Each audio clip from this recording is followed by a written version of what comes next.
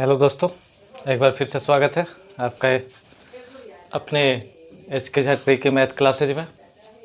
जैसा कि मैंने बोला था पिछली वीडियो में कि जो नेक्स्ट वीडियो लेके आएंगे वो SSC GD की मैथ क्लास सेकेंड का वीडियो लेके आएंगे। ठीक है, यह आपका है प्रैक्टिस सेट 2।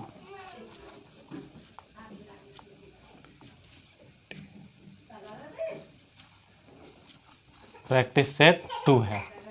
ठीक है, अब देखते हैं इसमें मैथ का किस किस टाइप के क्वेश्चन आते हैं। उसमें जैसे क्वेश्चन दिया पहला नंबर, कोई व्यापारी किसी वस्तु पर क्रय मूल्य से 20% अधिक 20% अधिक क्या करता है, अंकित करता है।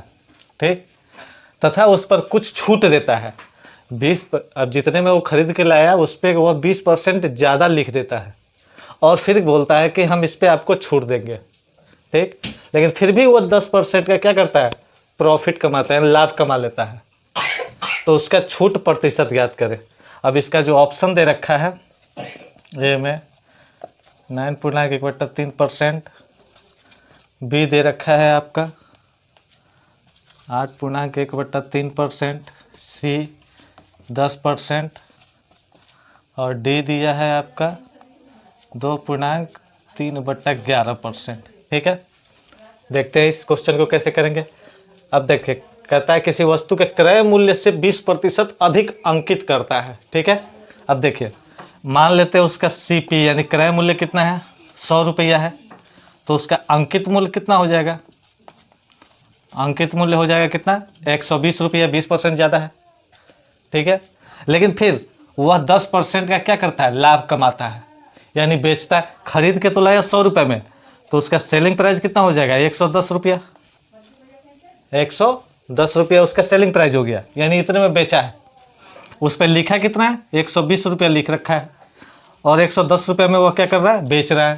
ठीक, यानी उसने लाभ कमाया। किस पे लाभ कमाया, जो लिख रखा है उस पर कितना, 10 रुपये का लाभ कमाया। नहीं तो उसका निकालना क्या है हमें, छूट प्रतिशत, यानी वह छूट किस पे दिया है, 120 रुपये, जितना लिख रखा है उसी पे छूट देगा ना।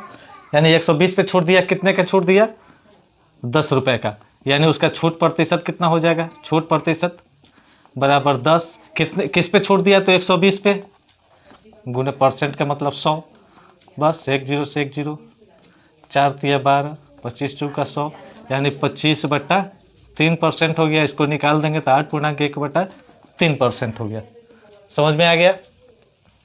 ठीक, अब चलिए, ठीक है, अब सेकेंड क्वेश्चन देखते हैं। एक वर्ग और एक वृत्त का क्षेत्रफल समान है। वर्ग का क्षेत्रफल और वृत्त का क्षेत्रफल दोनों समान है।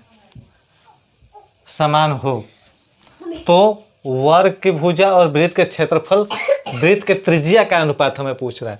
ठीक है, अब देखिए A² इसका वर्ग का क्षेत्रफल और वृत्त का क्षेत्रफल क्या होता है, πr² होता है।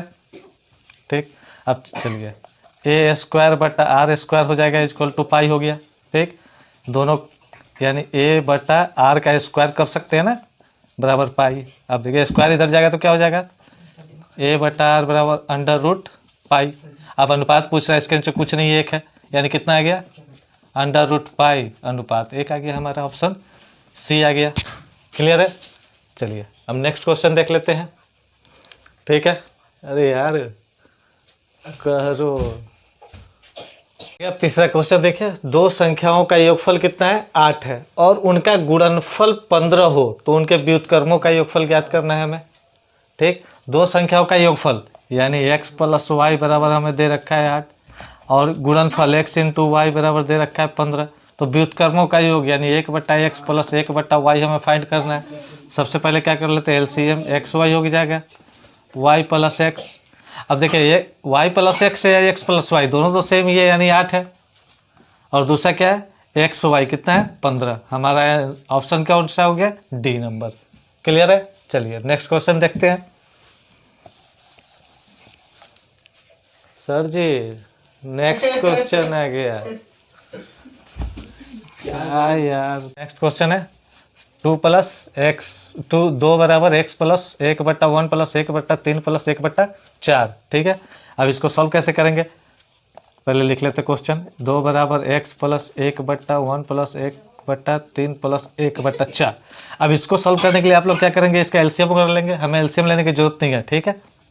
चलिए क्या करेंगे, इसको इससे गुणा कर दीजिए, 4 तिया 12, 12 में 1 जोड़ देंगे, हमारा कितना हो जाएगा 13। कितना आ गया, इधर छोड़िए, 2 बराबर x प्लस 1/1 प्लस कितना आ गया था 13, 13/4। अब 4 को ऊपर पलट देना है हमें, 13 नीचे कर दीजिए, 13 में 1 से गुणा करिए, कितना हो जाएगा 13, 13 में 4 प्लस करेंगे 17, 17/13, फिर 13 को ऊपर कर देना है, यानी आ गया 2 बराबर x प्लस 13/17। अब ये प्लस है, इधर हमको लेकर के आ जाना है, इसको इधर लेके आ जाइए, ठीक है। यानी इधर लेके आएंगे तो 2 माइनस 13/17 हो जाएगा बराबर x, ठीक। फिर इसका अगर अब एलसीएम लेंगे ज़्यादा हो जाएगा, तो इसको जस्ट इससे मल्टीप्लाई कीजिए, 13 दूनी 34, सॉरी 17 से करना है, 17 दूनी 34, 34 में से 13 को माइनस कर दीजिए, यानी कितना आ जाएगा 34 माइनस 13/17 आ गया बराबर x। नहीं, अब इसको माइनस कर दीजिए, 1 2 21/17 हमारा x की वैल्यू आ गया 21/17, ऑप्शन ए। क्लियर है। चलिए नेक्स्ट क्वेश्चन देखते हैं।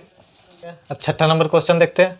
क्वेश्चन है, मोहन 900 रुपये प्रति क्विंटल की दर से चावल खरीदता है, लेकिन उनमें से 20% चावल क्या हो जाता है, खराब हो जाता है। तो शेष बचे चावल को कितने रुपए प्रति किलो की दर से बेचे कि उसे 40% का लाभ हो। अब देखिए वह कितना खरीद के लाया है, 900 रुपये प्रति क्विंटल, यानी 1 क्विंटल का दाम है 900 रुपये, ठीक है। यानी 100 बराबर 900, 1 बराबर 900/100, यानी 9 रुपये प्रति किलो, 9 रुपये, 1 किलो का दाम उसका आ गया, 1 किलोग्राम का 9 रुपया आ गया, ठीक है। 1 किलोग्राम का उसका 9 रुपया, लेकिन उसको 40% क्या चाहिए, 40% लाभ चाहिए, प्रॉफिट चाहिए 40%, यानी 100 का 9 तो 140 का कितना, 9/100 गुने 140 हो जाएगा, कट गया, कितना आ गया, 2 से भी काट सकते हैं ना, 2 से 2 पंचे 10, 7 दूनी 14, 63/5 रुपया आ गया, ठीक। लेकिन अब देखिए अब इसको आप करेंगे तो आ जाएगा 12 पंचे 60, 3, यानी 12.6 रुपया, ठीक। लेकिन आप सोचेंगे हमारा 12.6 तो रुपये ऑप्शन में दे रखा है, लेकिन हमारा ये ऑप्शन ए आंसर नहीं है। क्यों नहीं है, क्योंकि यहाँ देखिए 20% चावल खराब हो गया, हमने उसका तो निकाला ही नहीं है, 20% चावल खराब ही हो गया है। तो 20% चावल, 100 किलो का 20% चावल कितना है, यानी 80 किलो, ठीक। 80 का दाम 12.6, ठीक है। तो 100 का दाम कितना हो जाएगा, 100 का 12.6/80 या गुने 100, पॉइंट हटाएंगे तो नीचे 10 आ जाएगा, 10, 1 0 से 1 0, 2 से काट दीजिए, 2 चौका 2 पंचे 10, ठीक है।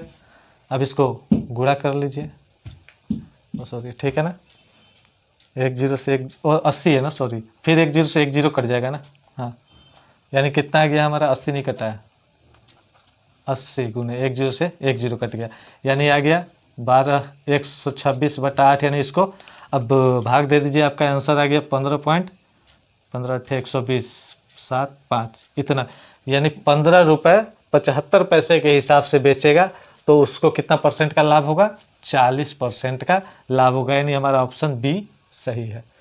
नहीं समझ आया, देख लीजिए, 100 का दाम 900 रुपये, तो 1 का दाम यानी 1 किलो का दाम हमारा 9 रुपये आ गया, ठीक। अब हम पूरे पे प्रॉफिट निकाल रहे हैं, अभी सड़े हुए चावल को, मतलब खराब चावल को नहीं हटाया, तो 140 पे प्रॉफिट, 140 का प्रॉफिट लेने के लिए उसको कितने में बेचना होगा, 12.6 रुपये में, नहीं, अभी खराब नहीं है, तो अब खराब हुआ, खराब कितना हो गया, 20%, यानी 100 में से 20 गया तो हमारा 80, 80 का दाम कितना, 12.6, तो 100 का दाम 12.6/80, यानी मल्टीप्लाई करके डिवाइड करके निकाल दिया, हमारा 12.75 रुपया आ गया, 15.75 रुपया। क्लियर है। चलिए अब नेक्स्ट क्वेश्चन देखिए, 3 संख्याएं 1:2:3 के अनुपात में है और उनका महत्तम समापवर्तक यानी HCF हमारा 12 दे रखा है, तो संख्याएं हमें ज्ञात करना है। ठीक, अब देख लीजिए, जब भी HCF दिया हो, HCF दिया हो, HCF जब भी दे रखा हो, यानी HCF हमारा 12 दे रखा है और संख्या कितना में दिया है, 1:2:3 में। ठीक, बस 12 से सबको मल्टीप्लाई कर देना है, सबको क्या कर देना है, मल्टीप्लाई, यानी 12, 12 दूनी 24, 12 तिया 36, हमारा संख्या आ गया, आंसर आ गया। क्लियर है? नेक्स्ट क्वेश्चन देखते हैं। नेक्स्ट क्वेश्चन देखते हैं। देखिए 256 का पावर दे रखा है 0.16, वो 16 और मल्टीप्लाई गुणा 256 का पावर 0.09, निम्न में से किसके बराबर है? चलिए इसको कर लेते हैं।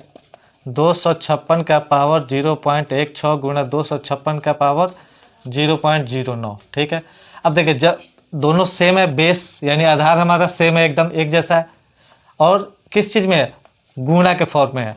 तो जब भी आधार बराबर हो और गुणा के रूप में हो तो पावर क्या हो जाता है, प्लस हो जाता है, यानी 256 का पावर कितना हो जाएगा, 0.16 प्लस 0.09। इसको 256 का पावर कितना आ गया हमारा, 0.25। ठीक है, इसको हटाएंगे तो नीचे 100 आ जाएगा, 25 से 25 चौका 100। अब 256 को कितना लिख सकते हैं, 256 को कितना लिख सकते हैं हम लोग,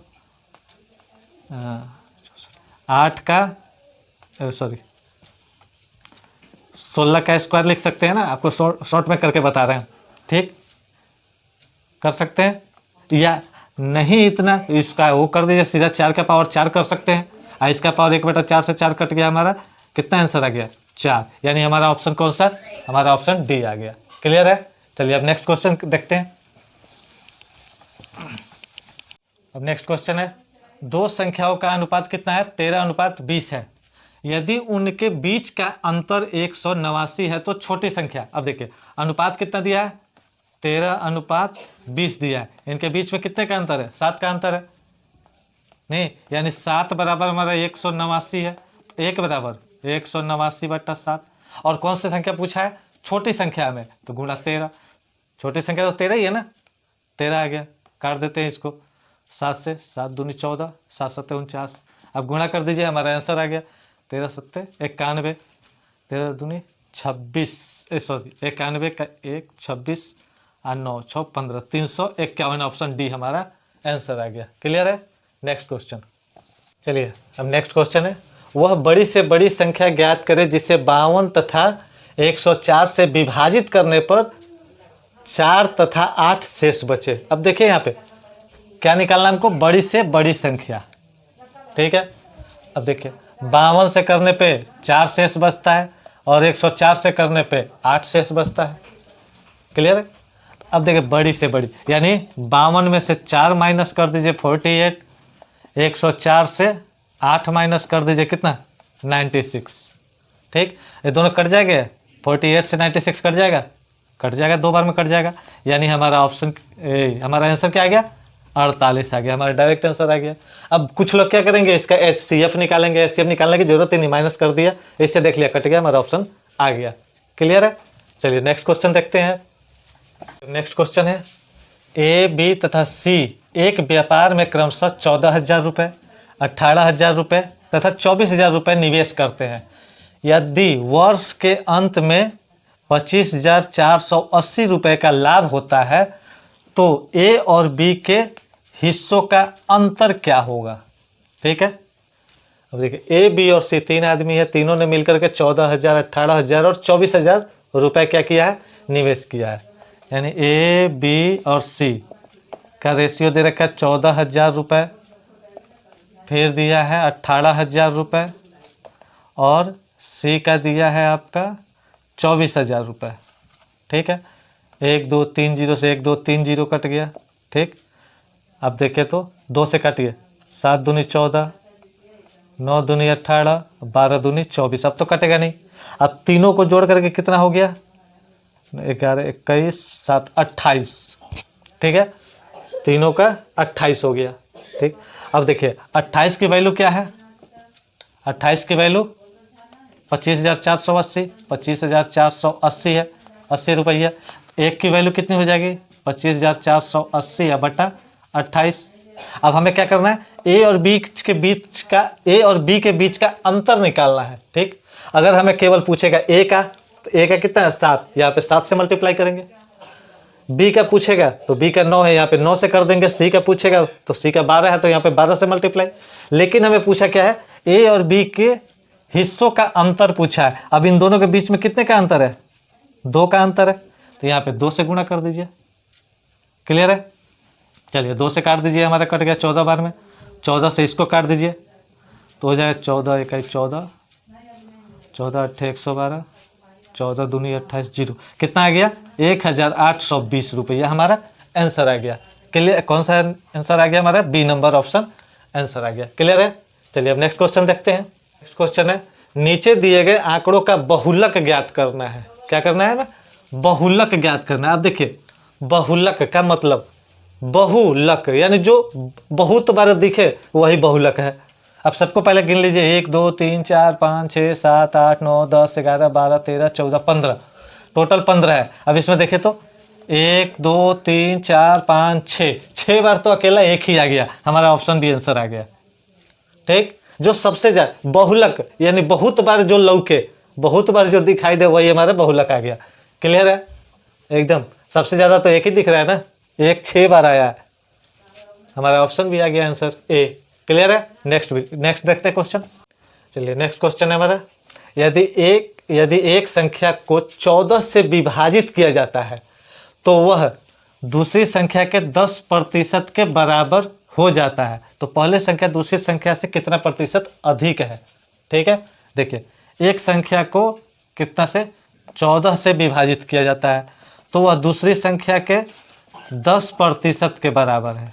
10% के बराबर है, प्रतिशत का मतलब 100 हो गया, कट गया नहीं, इसको काटेंगे 7 दूनी 14 5 दूनी 10, दोनों के बीच में कितने का डिफरेंस, 2 का डिफरेंस। ठीक है, तो पहली संख्या दूसरी संख्या से, दूसरी से पहली कितना अधिक है, कितना प्रतिशत अधिक है, यानी पहले तो 2 ज़्यादा है, किससे ज़्यादा है 5 से, प्रतिशत में 100 से काट दिया हमारे 20 यानी 40% हमारा आंसर आ गया। ऑप्शन कौन सा आ गया हमारा, सी ऑप्शन आ गया। क्लियर है, चलिए नेक्स्ट क्वेश्चन देखते हैं, आपके सामने आ गया। किसी टंकी को भरने के लिए 3 नल लगे हैं। ठीक, टंकी को भरने में पहला नल 3 दिन, दूसरा नल 2 दिन तथा तीसरा नल 18 घंटे का समय लेता है। यदि तीनों नल एक साथ खोले जाते हैं तथा 8 घंटे के बाद दूसरे नल को बंद कर दिया जाता है तो टंकी कितने समय में पूरी भर जाएगी। ठीक है, अब इस क्वेश्चन को आप जरा करके देखिए तो, मात्र मतलब 10 से 12 सेकंड में करके देखिए और इसका आंसर आप कमेंट में बताइए। ठीक, तब तक हम भी करते हैं। 3 नल है, एक को कितने, पहला नल कितना टाइम ले रहा है, 3 दिन। 3 दिन का मतलब क्या हो गया, 72 घंटे, यानी ए ले रहा है 72 घंटे, 72 घंटे। बी कितना ले रहा है, 2 दिन का समय, 2 दिन यानी 48 घंटा। और सी ले रहा है कितना, 18 घंटा। ठीक, तीनों का अगर हम एलसीएम लेते हैं तो 144 आ जाएगा ना, यानी ए का क्षमता कितना आ गया, ए का क्षमता कितना आ जाएगा 2, बी का क्षमता आ जाएगा 3 और सी का क्षमता आ जाएगा कितना 18 8 आ जाएगा। तीनों का क्षमता कितना आ गया 13, तीनों का 13 आ गया। अब देखिए 8 घंटे के बाद किसको बंद किया जाता है, दूसरे नल को बंद कर दिया जाता है। 8 घंटे के बाद दूसरे नल, यानी 8 घंटा तक तो दोनों साथ में तीनों साथ में चलाए ना, यानी 13 + 8, 13 + 8 हो गया हमारा कितना, चला है ना, 13 8 104 और टोटल तीनों का है 144 यानी 40 आ गया। अब ए और बी दोनों भर रहे हैं, नहीं बी बंद हो गया है, दूसरा नंबर बंद हो गया, लेकिन पहला और तीसरा तो चल रहा है। पहला तीसरा कितना है 8 और 2 10 से यानी 4 घंटे। ठीक है, अब आप सोचेंगे हमारा 4 घंटा तो ऑप्शन आ गया, लेकिन यह आंसर नहीं है। हमारा 4 आंसर नहीं है, क्योंकि 8 घंटे तक तो तीनों साथ में चले हैं ना, और ए और बी 4 घंटे में पहले कर रहा था, तो 8 घंटे पहले प्लस इसमें प्लस भी तो करेंगे 8 घंटे, यानी कितना आ जाएगा हमारा 12 घंटे आंसर आएगा। क्लियर है, यानी 12 घंटे ऑप्शन बी। ठीक है, चलिए नेक्स्ट क्वेश्चन देखते हैं। क्वेश्चन है यदि x का power 4 minus 2x cube plus 3x square minus x plus के x माइनस 3 का एक गुणज हो तो k का मान हमें ज्ञात करना है। चलिए इस क्वेश्चन को आप भी ट्राई कीजिए, एकदम 2 से 3 सेकंड में बन जाएगा आपका भी, मतलब 2 से 3 नहीं 5 से 10 सेकंड में तो आराम से। आप देखिए x माइनस 3 बराबर 0, यानी x बराबर 3। क्लियर है, अब x का power 4 minus 2x cube plus 3x square plus minus x plus के बराबर 0। बस x की वैल्यू क्या रख देनी है, हमें 3 रख देना है। 3 का पावर 4 माइनस 2 गुने 3 का cube plus 3 multiply 2x square minus 3 plus के बराबर 0 कर दीजिए। 3 का पावर 4 कितना आ जाएगा 81 माइनस 27 दूनी 54 प्लस 2 दूनी 4, तो सॉरी 3 रखना है ना यहाँ पे, 9 तरीका 27 माइनस 3 प्लस के बराबर 0। क्लियर, इसको माइनस कीजिए, 7 4 11 27 प्लस 27 माइनस 3 प्लस के बराबर 0 प्लस के 54 में से 3 माइनस होगा तो कितना हो जाएगा 51 प्लस के, अब प्लस है उधर जाएगा तो के बराबर माइनस 51 हमारा आंसर आ गया। क्लियर, माइनस के बी आंसर। क्लियर है, चलिए नेक्स्ट क्वेश्चन देख लेते हैं। क्वेश्चन है एक वृत्ताकार वर्गाकार पार्क का क्षेत्रफल 4356 मीटर स्क्वायर है, इसका एक चक्कर दूसरे वृत्ताकार पार्क का एक चक्कर लगाने के बराबर है। ठीक है, तो वृत्ताकार पार्क का क्षेत्रफल ज्ञात करें। ठीक है भाई, चलिए तो अब देखिए क्या दे रखा है, वर्गाकार पार्क का क्षेत्रफल यानी ए स्क्वायर बराबर कितना 4 3 5 6 मीटर स्क्वायर। ए बराबर कितना हो जाएगा अंडर रूट 4 3 5 6। अब इसका आप अंडर रूट निकाल लेंगे, तो निकालने के लिए एकदम शॉर्ट ट्रिक होता है जो आपको जब स्क्वायर रूट जब पढ़ाएंगे वर्ग और वर्गमूल, उसमें हम आपको बता देंगे, तब तक अभी इसका 66 आ जाएगा। ए बराबर हमारा आ गया कितना 66 आ गया। ठीक, अब देखिए क्या बोलता है, इसका एक चक्कर किसका यानी इस पार्क का वर्गाकार पार्क का एक चक्कर दूसरे वृत्ताकार पार्क के एक चक्कर के बराबर है, यानी चक्कर डिस्टेंस दूरी क्या होता है हमारा, दूरी निकालना है, दूरी परिमाप होता है, यानी 4a वर्गाकार पार्क का और वृत्ताकार पार्क का 2πr होगा। ठीक, अब हमारा a कितना आ गया है 4 गुने 66 आया है बराबर 2 गुने 22 बटा 7 गुने r हो जाएगा। ठीक, चलिए इतना रहने देते हैं। ठीक, अब देखिए क्या निकालना है, वृत्ताकार पार्क का क्षेत्रफल निकालना है। क्लियर है, क्षेत्रफल निकालने के लिए क्या चेक, अगर काटना हो तो आप काट भी सकते हैं। 22 से 22 दिया 66, 2 से कट जाएगा हमारा 2 दूनी 4 3 दूनी 6, यानी r बराबर 7 6 42 आ गया।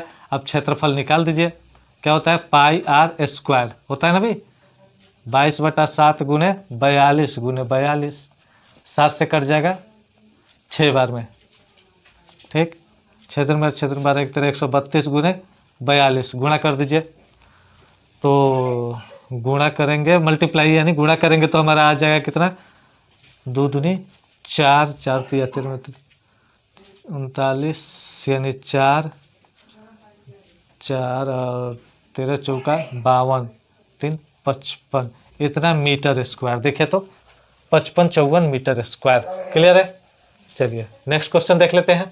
क्वेश्चन है ए और बी के पास उनके मित्र सी की तुलना में क्रमशः 20% और 28% कम धनराशि है, तो बी के पास ए की तुलना में कितने प्रतिशत कम राशि है। ठीक है, क्वेश्चन देगा, खुद से भी कर लीजिए।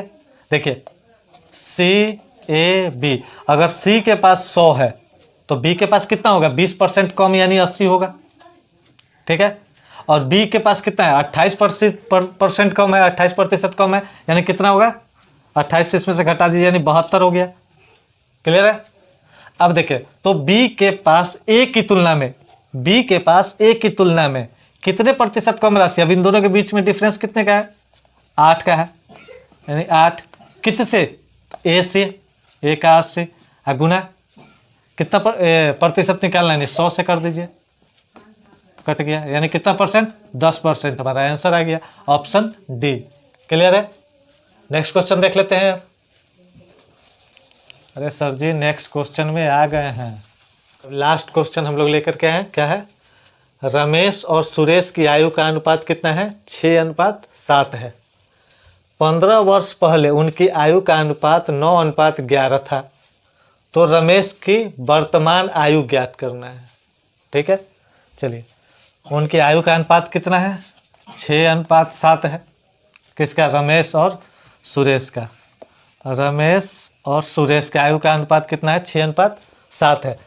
लेकिन बोलता है 15 वर्ष पहले उनकी आयु का अनुपात कितना था, 9:11।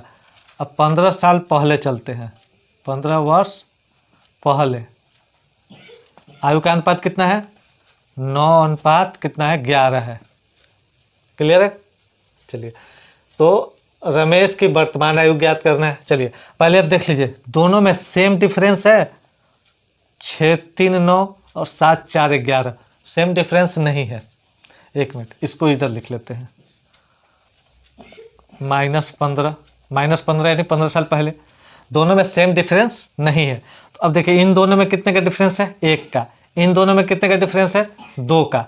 तो इसको उल्टा कर लेंगे, इन दोनों के डिफरेंस से ऊपर मल्टीप्लाई, इन दोनों के डिफरेंस से नीचे मल्टीप्लाई, गुणा, दोनों का जितने का अंतर है उससे ऊपर, इन दोनों के जितने का अंतर है उससे नीचे गुणा कर लेंगे। ठीक, इसको करेंगे तो कितना हो जाएगा, 9:11 ही होगा। इसको करेंगे तो 12 कितना हो जाएगा, 14। अब दोनों में सब में सेम डिफरेंस है, यानी 3 का डिफरेंस है। नहीं कब, 15 साल पहले, तो 1 साल अभी, यानी एक में कितना, 3, 5 साल। ठीक, तो किसका हमें पूछ रहा है, किसका पूछ रहा है, रमेश की वर्तमान आयु, रमेश का कितना है, 12, यानी 12 × 5, 12 × 60 वर्ष उसका आंसर आ गया, यानी हमारा ऑप्शन बी हमारा ऑप्शन आ गया। क्लियर है। चलिए फिर नेक्स्ट वीडियो और लेकर के आएंगे हम। तब तक अगर अच्छा लगा हो, क्वेश्चन समझ में आया, प्रैक्टिस करते रहिए आप लोग, और भी प्रैक्टिस सेट लेकर के हम आपके लिए लेकर के आएंगे। तब तक के लिए आप लोग वीडियो को लाइक कीजिए, सब्सक्राइब कीजिए, और सभी क्वेश्चन को आप अच्छे से कीजिए, ताकि वहाँ पे आपको टाइम नहीं लगे, क्योंकि वहाँ पे हमारे पास टाइम बहुत कम होता है एग्ज़ाम में। ठीक, तो क्या कीजिए, आप वीडियो को लाइक कीजिए, सब्सक्राइब कर दीजिए, और बेल आइकन को ज़रूर दबा दीजिए, ताकि आपके पहले आपके पास वीडियो की, जो हम वीडियो अपलोड करें उसकी नोटिफिकेशन आपके पास पहुँच जाए। ठीक है, ओके।